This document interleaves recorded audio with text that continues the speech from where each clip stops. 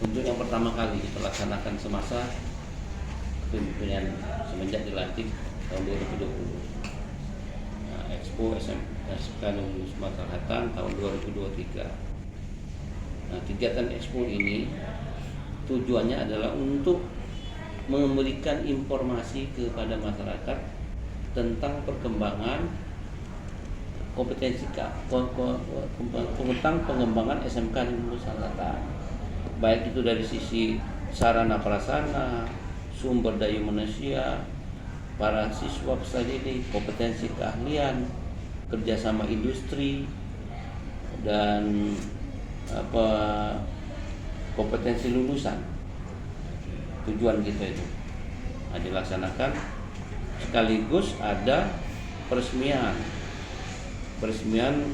laboratorium perhotelan kita laksanakan itu, dan beberapa ada pengukuhan majelis sekolah. Yang isi majelis sekolah itu terdiri dari para pimpinan perusahaan. Tujuannya untuk melakukan berbagai macam kerjasama antara SMK dengan industri, misalnya magang guru, praktek kerja lapangan siswa, guru tamu, kunjungan industri,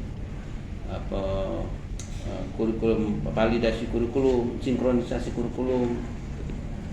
Kemudian bisa baik dikembangkan dengan pembelajaran teaching factory atau pembelajaran kelas industri. Ada berapa jurusan seluruhnya, Pak? Nah, kalau program keahlian kita ada 6, tapi kalau kompetensi keahlian kalau tidak salah itu 7. Teknik kendaraan ringan, teknik sepeda motor, teknik pengelasan, teknik pemesinan, teknik instalasi tenaga listrik, teknik mekatronika, perhotelan. Yang terbaru untuk tahun pelajaran 2024 itu perhotelan. Ya. Nah, sebelumnya perhotelan sama teknik bisnis sepeda motor yang terbaru tahun ini ditambah. Mengenai Expo sendiri tadi, Pak, apa yang dipamerkan? Expo itu pertama yang kita pamerkan adalah karya inovasi dan produk kreativitas. Ada inovasi, ada kreativitas. Tapi kita kemas dalam satu kan, penguatan profil pemajar Pancasila. Itu ada proyek-proyek hasil karya kreatif, pemamatan barang-barang bekas. Ada inovasi membuat peralatan.